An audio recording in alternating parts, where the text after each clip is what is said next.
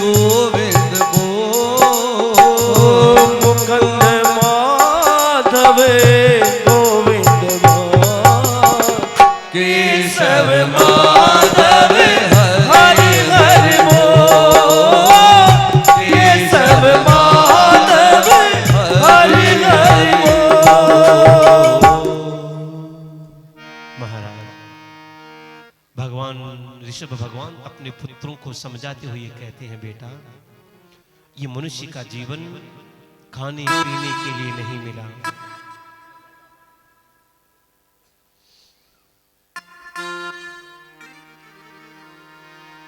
ये मनुष्य का जीवन सेवा करने के लिए मिला है बेटा। और महाराज भगवान ऋषभ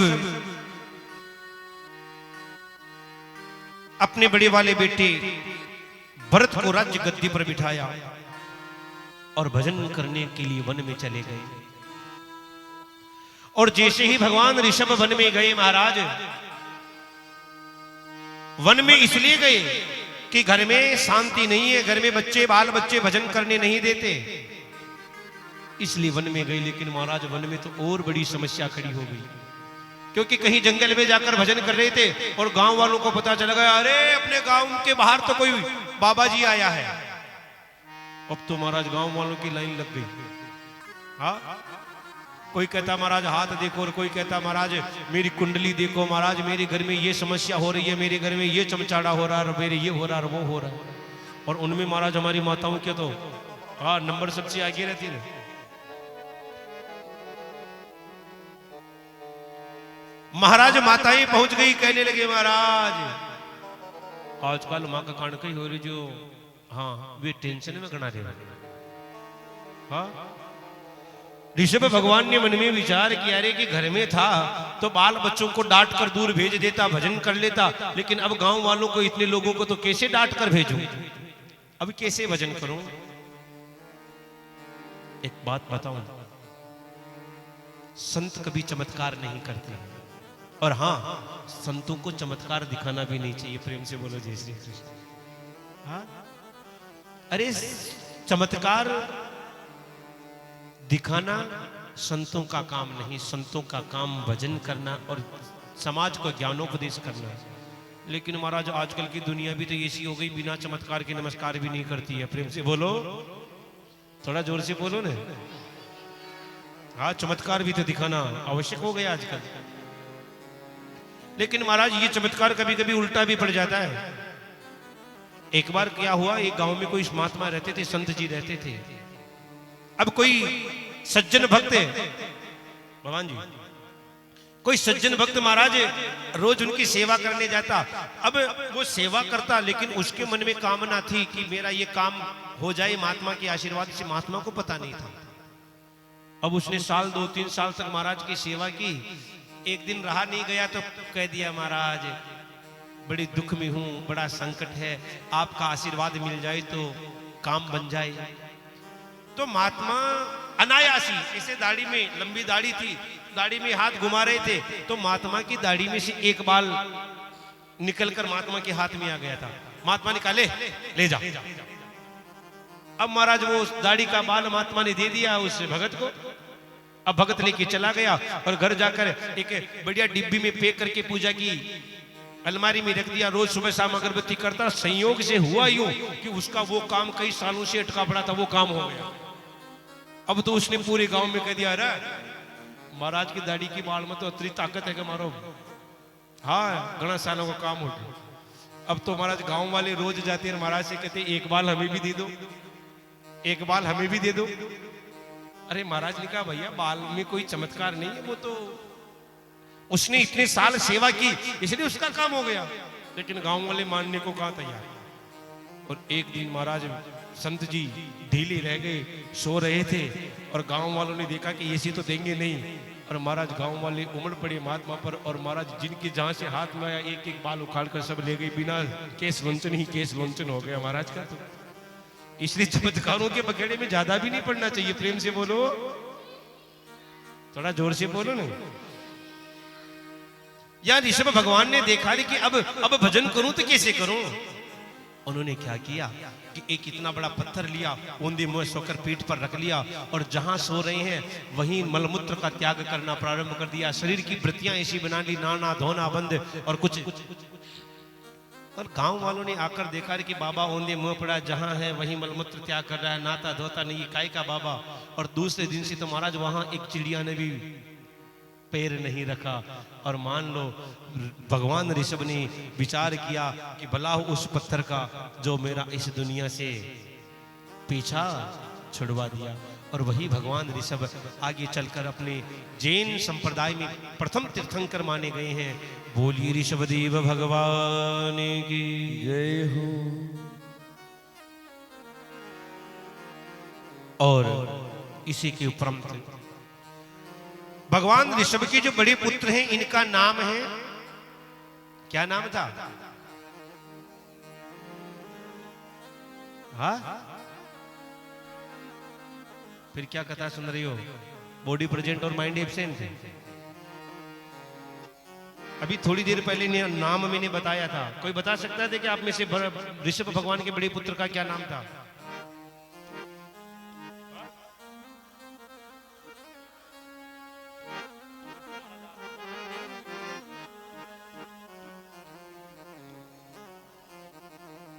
देख, कोशिश करो।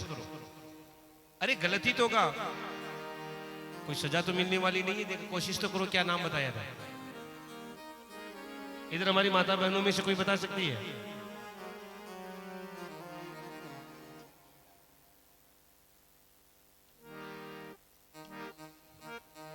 महाराज अशान बाता अतरी बाता माना याद रहती तो 7 सप्ताह जी होगी माँ का गामत पे जब एक आधो महाराज मी बन जाता नहीं, फिर थाने बलाबा की कटे जरूरत पड़ती। भगवान ऋषभ के जो 100 पुत्र थे, उनमें सबसे बड़े पुत्र का नाम था भरत। क्या नाम था? अभी थोड़ी देर पहले बताया था। बड़े पुत्र भरत को राज्य गद्दी देकर वन में चले गए। और महाराज भरत बड़े धर्मात्मा राजा हैं। महाराज भरत इतने धर्मात्मा राजा हैं कि प्रजा को पुत्र की तरह पालते हैं। और महाराज भरत ने विश्व रूप की पुत्री पंचजनी से विवाह किया। राष्ट्रव्रत, सुदर्शन, आवतरण, धूम्रकेतु इत्यादि 5 पुत्र हुए। लेकिन ध्यान दे के सुनिएगा सज्जनों, सावधानी हटी और दुर्घटना घटी। एक बार महाराज भरत से भी थोड़ी चूक हो गई। और एक अंदर की बात बता दूं, अपने भारत में भगवान के कई अवतार हुए, लेकिन अपनी इस धरती का नाम भारतवर्ष है। और एक बात बताऊं, थोड़ा विशेष ध्यान देके सुनना। अपने इस देश में 3 राम हुए थे। कितने राम हुए थे? 3 राम हुए थे और 3 ही भरत हुए थे। पहले राम परशुराम, जो हाथ में परसा रखते थे इसलिए उनका नाम परशुराम पड़ गया। दूसरे राम भगवान श्री मर्यादा पुरुषोत्तम श्री राम। तीसरे राम भगवान श्री कृष्ण के बड़े भाई बलराम। अपने भारत में 3 राम हुए थे और 3 ही भरत हुए थे। एक ये ऋषभ नंदन भरत, दूसरे शकुंतला नंदन भरत और तीसरे कैकेयी नंदन भरत। ये ऋषभ देव के पुत्र भरत हुए थे। दूसरे शकुंतला, दुष्यंत और शकुंतला के पुत्र भरत हुए थे। और तीसरे कैकेयी महाराज दशरथ के पुत्र भरत हुए थे। राम के छोटे भाई भरत हुए थे। लेकिन तीनों भरत इतने प्रतापी हुए कि अपने राष्ट्र का नाम ही भारतवर्ष हो गया। महाराज सज्जनों, ये भारत है, भूमि है।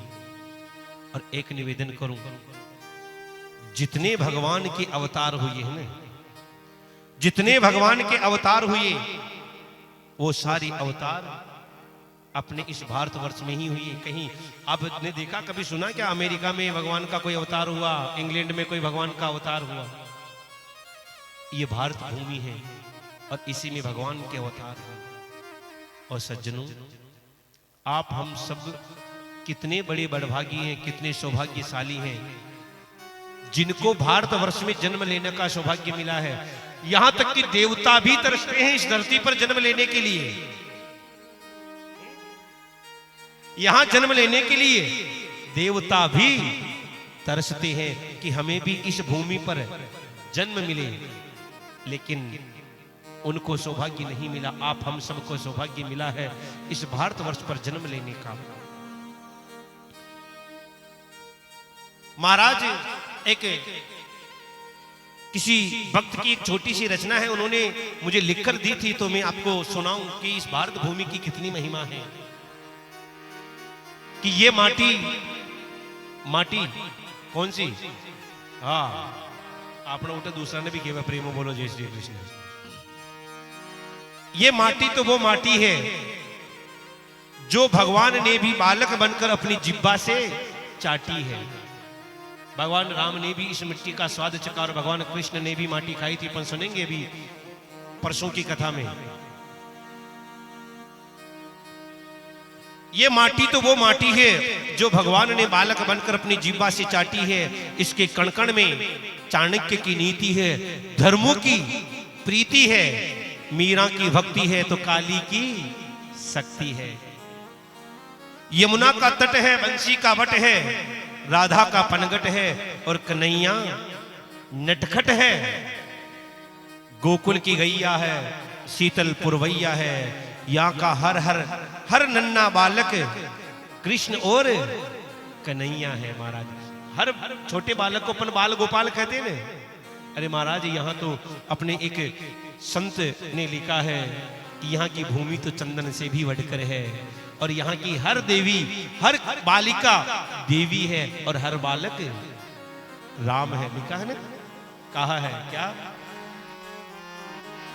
अरे चंदन है इस देश की माटी, तपोभूमि हर ग्राम है, हर नारी देवी की प्रतिमा, बच्चा बच्चा राम है, बच्चा बच्चा राम है। सभी गाइए। चंदन है इस देश की माटी, चंदन है इस देश की माटी, तपोभूमि हर ग्राम है, हर माता देवी की प्रतिमा, बच्चा बच्चा राम है, बच्चा बच्चा राम है।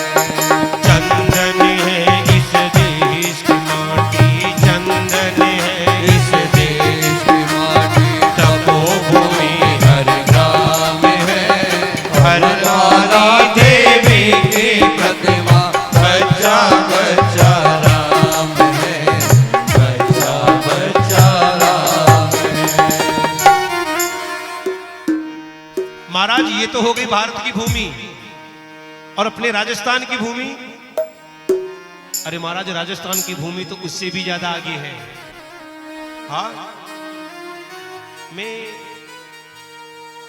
जब वृंदावन भागवत जी की पढ़ाई कर रहा था तो हमारे साथ हम इधर से 10-20 विद्यार्थी हमारे राजस्थान के थे, 10-20 उधर उत्तर प्रदेश के भी रहते थे। हम लगभग 35-40 विद्यार्थी एक साथ पढ़ते थे।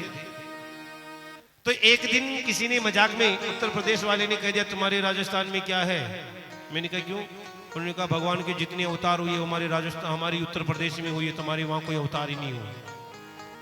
मैंने कहा भैया अवतार हमारे को चाहिए ही नहीं। हाँ? उन्होंने कहा भगवान कृष्ण का अवतार मथुरा में हुआ, राम जी का अवतार अयोध्या में हुआ और कल की अवतार होगा तो भी वापिस वो संबल ग्राम उत्तर प्रदेश में ही होगा। हमने कहा कोई टेंशन नहीं। कि क्यों? मैंने कहा भाई राम भगवान का अवतार क्यों होता है? दुष्टों को मारने के लिए। हमारे यहाँ तो भक्त हैं और भगवान को ऐसे ही बुला लेंगे। हमारे तो यहाँ भक्तों की भूमि है, मीरा, कर्मा और महाराज कितने कितने बड़े भक्त हैं। धनाजी, मीराबाई, करमेती बाई।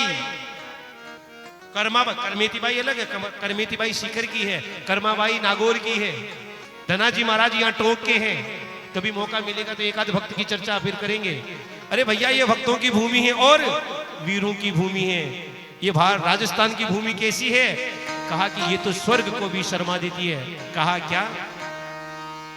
कि या तो स्वर्गाने शर्मावे पर देव रमण ने आवे, हीरो जस नर नारी गावे, धरती धोरारी, धरती धोरारी, ओ धरती धोरारी। ओ तो स्वर्गाने शर्मावे, पर देव रमण ने आवे, हीरो जस नर नारी गावे, धरती धोरारी, ओ धरती धोरारी।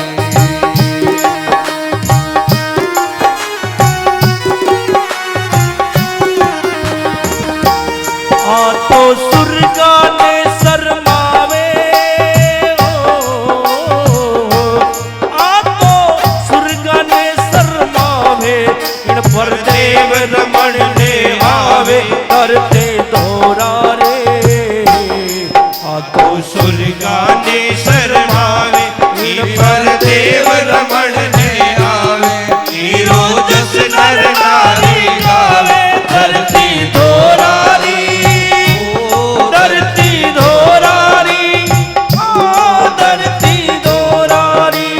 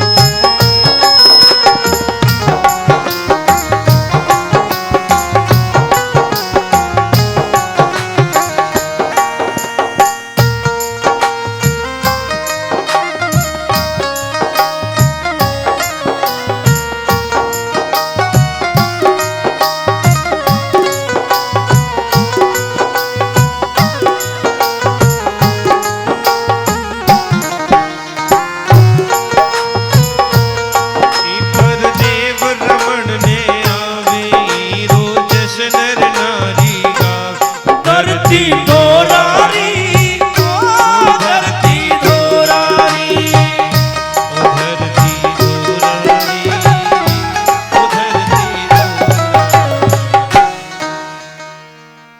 बोले भारत माता की जय हो। महाराज, ये अपने देश की ही भूमि को भारत माता कहा जाता है, बाकी यहाँ कहीं माता वाता नहीं होती है। हाँ सज्जनों, और अपना भारतवर्ष, और भारतवर्ष में ये सनातन धर्म जिसमें हर नारी के नाम के आगे देवी लिखा जाता है, वरना बाकी की यहाँ देवाई होती है, देवी होती नहीं है। प्रेम से बोलो जय श्री कृष्ण। महाराज, चर्चा कर रहे थे किनकी? चर्चा किसकी कर रहे थे अपन भी? हाँ, भरत जी की। महाराज भरत जी ने बड़ा सुंदर राजोपभोग किया, और जब 50 वर्ष के हो गए तो 50 वर्ष की उम्र के बाद भरत जी का मन हुआ क्योंकि अब मुझे वन जाना चाहिए। हाँ, मनुष्य की 100 साल की उम्र है ना, कितने साल की? 100 साल की। और 100 साल की उम्र को 4 भागों में बांटा है। 1 से लेकर 25 वर्ष तक ब्रह्मचर्य, 25 से 50 तक गृहस्थ, और 50 से 75 तक वानप्रस्थ, और 75 के बाद तो संन्यास ले लेना चाहिए। वानप्रस्थ मतलब अब वन में रहकर, एकांत में रहकर भजन करने की मन बनाना चाहिए। और हाँ, शायद हो सकता है इसीलिए अपने यहां अपने पूर्वजों ने जो संख्या बनाई, संख्या में 50 के बाद क्या लिख दिया? 51। अब तो चला जा वन, 52, लेकिन ये नहीं जाता। तो 60 के बाद क्या आती है? 61। और 60 किसे कहते हैं? 60 किसे कहते हैं? मूर्ख को कहते रे मूर्ख, अब तो समझे लेकिन ये कहता हूँ, बांस सट, अरे सट, ये कहता हूँ। फिर महाराज 10 साल बाद में 70 और 70 के बाद क्या बोला जाता है 71 कि अब तो तर, ये कहता नहीं हम तो यहीं फंसे रहेंगे। प्रेम से बोलो जय श्री कृष्ण। यहां भरत जी महाराज ने अपने बड़े पुत्र को राजगद्दी पर बिठाया और वन में चले गए। वन में जाकर नेपाल के यहां एक नदी है जिसका नाम है गंडकी नदी, और गंडकी नदी के किनारे बैठकर भरत जी महाराज भजन करते हैं। एक छोटी सी पर्णकुटी बना ली होगी राम जी।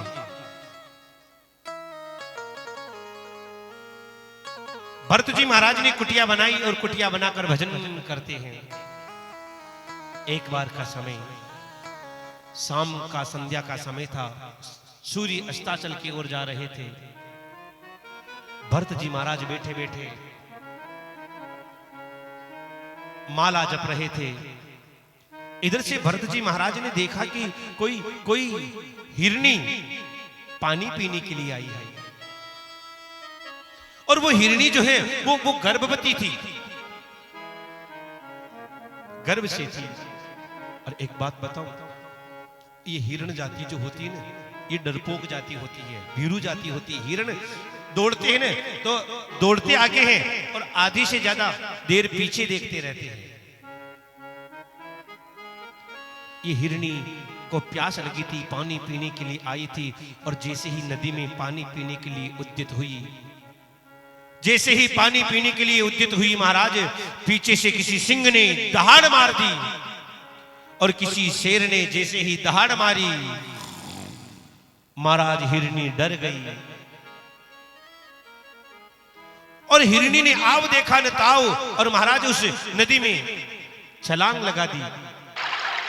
और जैसे ही नदी में छलांग लगाई हिरनी ने, छलांग लगाने का जो प्रयास किया, उसके कारण उसका प्रसव का वेग आया, और उसका प्रसव उस नदी के भीतर ही हो गया। उसके बालक का जन्म नदी के भीतर हो गया। हिरनी तो जैसे तैसे करके महाराज परली पार चली गई, लेकिन हिरनी का बच्चा, नन्हा सा बालक, उस पानी के अंदर बहता हुआ जा रहा है।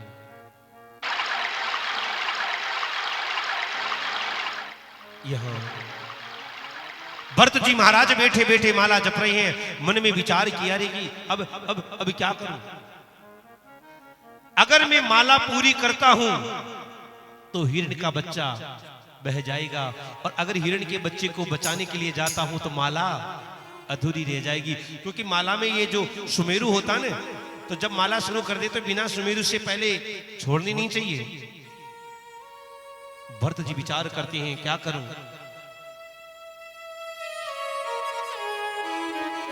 हिरणी का बच्चा बहता बहता जा ही रहा है। भरत जी ने विचार किया कि अरे अगर मैं माला पूरी करने के लिए बैठा रहा तो हिरणी का बच्चा मर जाएगा।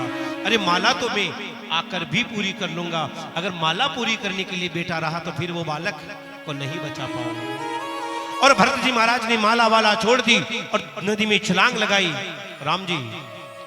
और नदी में छलांग लगाकर महाराज भरत जी हिरणी के बच्चे को निकाल कर जैसे ही लेकर आए, सर्दी का समय और जन्म लेते ही पानी में गिर गया, कांपने लग रहा था। भरत जी महाराज ने उस हिरणी के बच्चे को लाकर निकालकर कंबल उड़ाया, लकड़ियां जलाकर,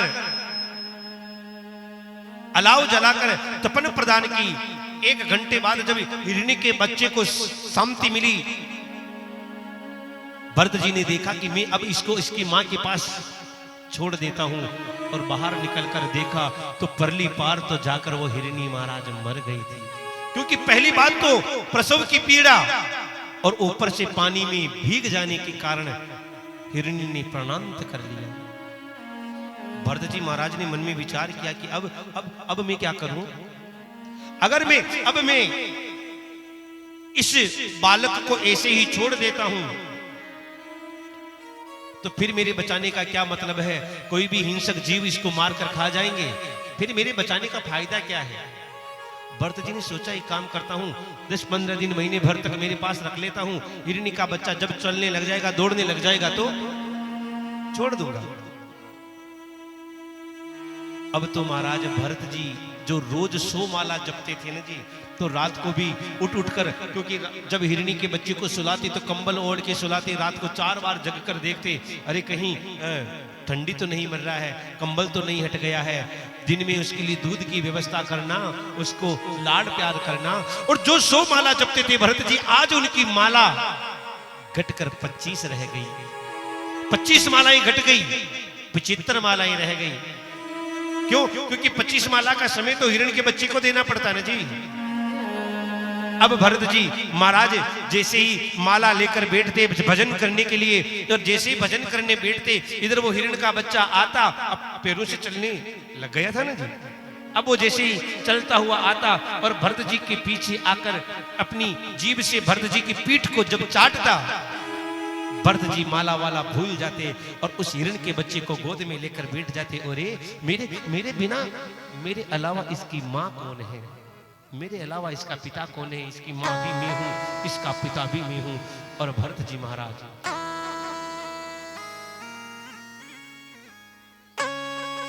घंटों तक उस हिरण के बच्चे का दुलार करने में लग जाते।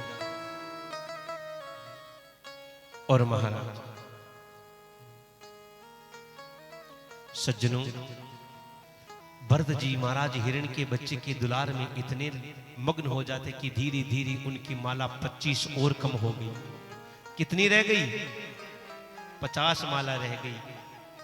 अब हिरण का बच्चा थोड़ा बड़ा हो गया, तो अब उसके लिए भोजन की व्यवस्था करना, अब दूध से पेट नहीं भरता, तो भरत जी जंगल में जाते और जंगल में जाकर उसके लिए हरी हरी दूब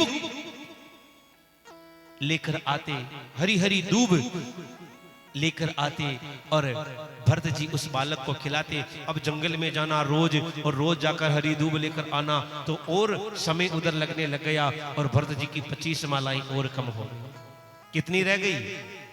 केवल 25 ही रह गई। एक दिन भरत जी महाराज उस हिरण के बालक के लिए भोजन की व्यवस्था करने के लिए जंगल में गए थे, और इधर से कोई हिरणों का झुंड आया, और उस हिरणों के झुंड को उस हिरण ने देखा, मन में विचार कह रहे मेरी बिरादरी के लोग तो ये रहे, मैं इतने दिन किनके पास था। और वो हिरण का बालक आश्रम की दीवार को फांद कर उन हिरणों के झुंड में मिल गया और जंगल में चला गया। इधर भरत जी महाराज जब घास लेकर आए, आकर देखा तो हिरण का बच्चा नहीं है। भरत जी ने हा सावक, हा हिरण करते हुए चारों तरफ ढूंढा, कहीं नहीं मिला। भरत जी ने वो घास का गट्ठर वहीं फेंक दिया और भरत जी उस हिरण के बच्चे को ढूंढने के लिए वन में निकल पड़े। और भरत जी महाराज उस हिरण के बच्चे के मुंह में इतने मोहित हो गए कि अपने शरीर का भान नहीं रहा, खाना पीना छोड़ दिया, अन्न जल का त्याग कर दिया, और हा हिरण करते हुए दौड़ रहे हैं। और एक समय ऐसा आया कि भरत जी ने अन्न जल का तो त्याग कर ही दिया था, और महाराज हिरण को याद करते करते समय ऐसा आया कि भरत जी महाराज के भरत जी का प्राणंत हो गया। और अपनी शास्त्र कहते हैं कि अंते मति सागति, आप मरते समय जिसको याद ज्यादा करोगे ना जी, हाँ तो अगले जन्म में वही बनकर आना पड़ेगा। प्रेम से बोलो जय श्री कृष्ण। हाँ, बेटे को ज्यादा याद करोगे तो पोता बनकर आना पड़ेगा, पोते को ज्यादा याद किया तो पड़पोता बन के आना पड़ेगा। इसलिए जितना हो सके भगवान को याद करना चाहिए। और भरत जी महाराज ने हिरण को याद करते करते शरीर को त्यागा था, इसलिए अगले जन्म में उनको क्या बनना पड़ा? हिरण ही बनना पड़ा। हिरण तो बन गए थे, लेकिन पूर्व जन्म की याद थी कि मैं एक भक्त था, राजा था, लेकिन हिरण के बच्चे में मोह करने के कारण मुझे हिरण बनना पड़ा। अब ये भरत जी क्या करते हैं, 3 पैरों पर खड़े रहते हैं, और हिरण जो होते हैं ना वो हरी हरी घास के पीछे दौड़ते, लेकिन ये नहीं जाते। ये जो सूखा भूसा मिल जाता उसी को पा लेते और भजन करते रहते।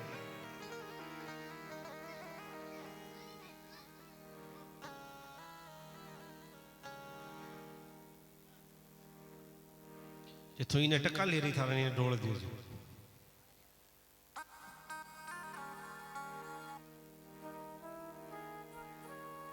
प्रेम से बोलो जय श्री कृष्ण। ये मेरी कमजोरी है, क्या करूं। शुरू से आदत ऐसी रही है, वरना तो कई लोग ऐसे आपने देखा होगा महाराज मानत शान पहले दूजा महाराज तो कहीं नहीं किया वहां कमना का बातें कराते हुए वहां का कथा करता रहे। लेकिन यहाँ अब न तो मुझे याद है ना ऐसा सुनाते हैं।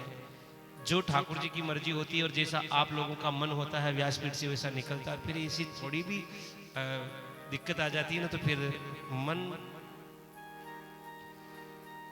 भटक जाता है। सज्जनों, भरत जी महाराज सूखी घास खा लेते, 3 पैर ऊपर खड़े रहते, भजन करते रहते। इधर एक समय ऐसा आया कि बांस रगड़ने से जंगल में आग लग गई। जंगल धूं धूं करके हुए जलता हुआ आ रहा है। बाकी शिव सभी जीव पशु पक्षी जंगल को छोड़ छोड़ के भाग रहे हैं। लेकिन भरत जी जहां खड़े हैं वहीं के वहीं खड़े हैं। भरत जी सोचते हैं कि अगर भगवान मुझे मारना चाहते हैं तो मैं कितना ही भग लूं, क्या बच पाऊंगा। और अगर भगवान मुझे बचाना चाहते हैं तो क्या कोई मुझे मार सकता है। और भरत जी वहीं खड़े रह गए और इस हिरण के शरीर को भरत जी ने वहीं त्याग दिया। अब अगले जन्म में फिर भरत जी मनुष्य देह मिली और आंगिरस गोत्र में एक सदग्रस्त वेदवादी ब्राह्मण के घर पुत्र बनकर आए और यहां भी इनका नाम रखा भरत। पिताजी ने जब इनकी जन्म कुंडली देखी तो विचार किया, ओहो मेरा बेटा बहुत बड़ा विद्वान होगा, मेरे बेटे का बहुत नाम होगा। अब भरत जी धीरे धीरे बड़े हो रहे थे, 4-5 वर्ष के हुए। पिताजी ने सोचा कि देखो अभी इसको गायत्री मंत्र करना है, वो यज्ञोपवीत संस्कार करना है, इसको जनेऊ करवानी है तो गायत्री मंत्र सिखाया जाए। और 24 अक्षर वाले गायत्री मंत्र को सिखाया। लेकिन भरत जी महाराज अरे इनको क्या सीखना था, ये तो सब सीखी सिखाए थे। लेकिन भरत जी ने सोचा कि अगर आज पिताजी ने गायत्री मंत्र याद करवाया और गायत्री मंत्र याद कर लिया तो कल महामृत्युंजय का ये मंत्र सिखाएंगे, फिर कहेंगे कि विवाह पद्धति सीखो, फिर कहेंगे ग्रह शांति सीखो, और फिर कहेंगे कि जजमान के घर फेरे पड़ रहे हैं तो फेरे करवाओ, हाँ, फिर कहेंगे जजमान के घर हवन शांति करवाओ, और जिस बखेड़े में नहीं पढ़ना है फिर उनमें पड़ जाऊंगा। इसलिए भरत जी महाराज ने 24 अक्षर के गायत्री मंत्र को 24 मिनट नहीं, 24 घंटे नहीं, 24 दिन नहीं, 24 महीने में भी याद करके नहीं सुनाया। पिताजी ने मन में विचार किया कि आज यहां मेरी ज्योतिष फेल मार रही है। मेरी ज्योतिष कहती है कि ये बहुत बड़ा विद्वान होगा, लेकिन इसके स्वभाव से तो लगता कि ये बहुत बड़ा जड़ होगा। जड़ कहते हैं मूर्ख को, ये बहुत बड़ा मूर्ख होगा। और उसी दिन से उनका नाम और रख दिया और पड़ गया जड़ भरत। बोलिए जड़ भरत जी महाराज की जय हो। अब धीरे धीरे भरत जी महाराज बड़े हो रहे हैं, काम धाम करते नहीं हैं, जो मिल जाता है उसी को भगवान का प्रसाद समझकर ग्रहण कर लेते हैं।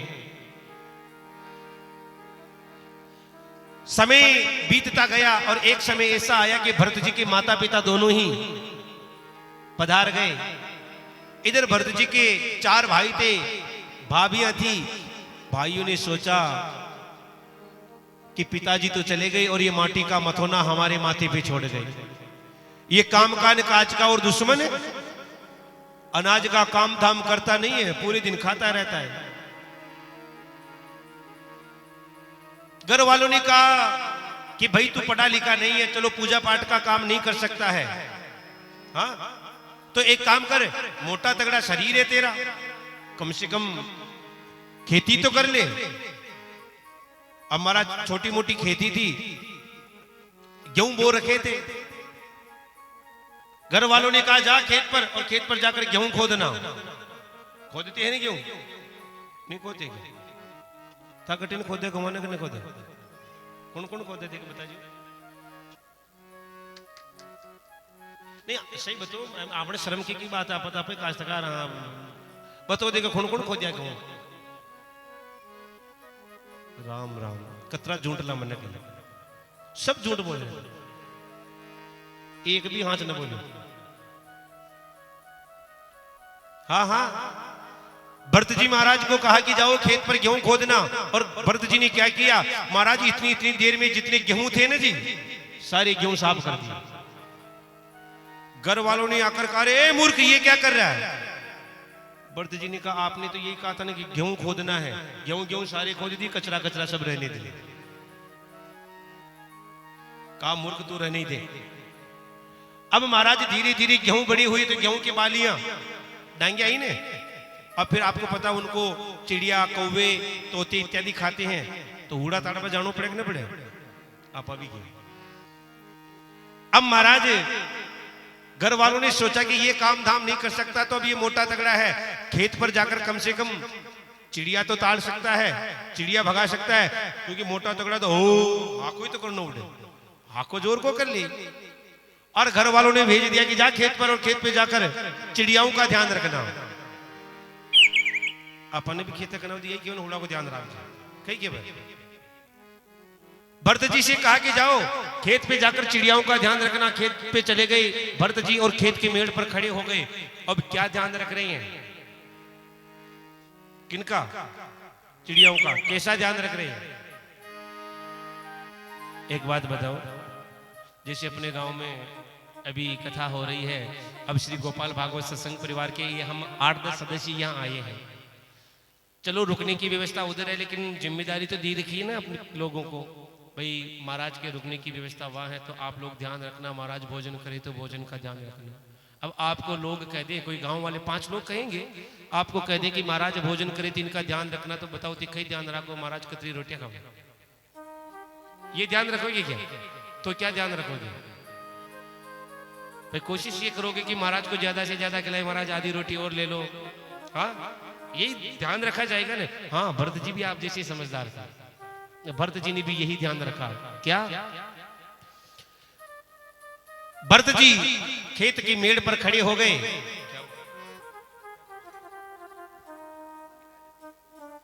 भरत जी खेत की मेड़ पर खड़े हो गए और खेत की मेड़ पर खड़े होकर आवाज लगाते, हाँ चिड़ियाओं यहाँ आओ, अरे चिड़ियाओं यहाँ आओ और यहाँ आकर हमारी खेत से खाओ। और भरत जी क्या कहते हैं? अरे राम,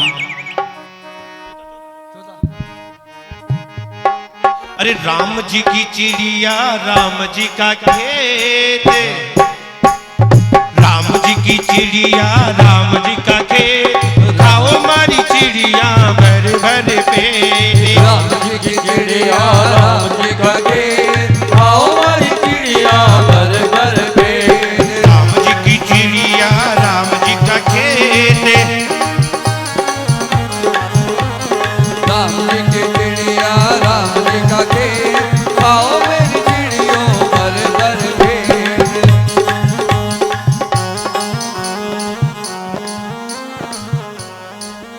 ये अमुक कोई भी न करे, ये देख रहा महाराज अड्डे गादियां अरगट मगध खेता वास्तव में डंगे पाग रही। हाजी में चिड़िया होन माके खेता में भरी की तो अरे चिंता मत करो, गोपाल जी रखवाली करेंगे। धना भगत की खेती की रखवाली गोपाल जी ने कर ली, तो अपने खेत की रखवाली क्यों नहीं करेंगे? इसलिए प्रेम से सभी गाओ, और जो नहीं गाएगा और जो नहीं ताली बजाएगा, नियम तो वही वाला है। राम जी की चिड़िया, राम जी का खेत, राम जी की चिड़िया, राम जी का खेत, खाओ हमारी चिड़िया भर भर पेट। खाओ हमारी चिड़िया भर भर पेट। खाओ हमारी चिड़िया भर भर पेट। खाओ हमारी चिड़िया भर भर पेट। खाओ हमारी चिड़िया भर भर पेट। खाओ हमारी चिड़िया भर भर पेट। खाओ हमारी चिड़िया भर भर पेट। राम जी की चिड़िया, राम जी का खेत, राम जी की चिड़िया, राम जी का खेत, खाओ हमारी चिड़िया भर भर पेट।